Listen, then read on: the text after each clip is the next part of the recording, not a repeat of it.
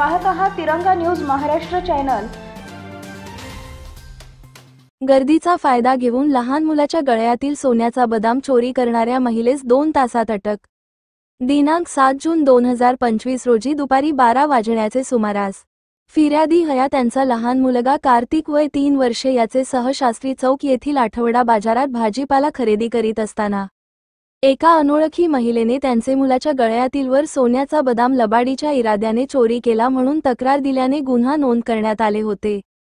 सदरचा तक्रार प्राप्त होताच पोलीस निरीक्षक किरण रासकर यांनी गुन्हे प्रकटीकरण पथकाचे अण्णासाहेब गादेकर व डीबी पथकास तसेच दिवसपाळी बीट मार्शल यांना योग्य त्या सूचना देऊन आरोपीचा शोध घेणे कामी रवाना केले।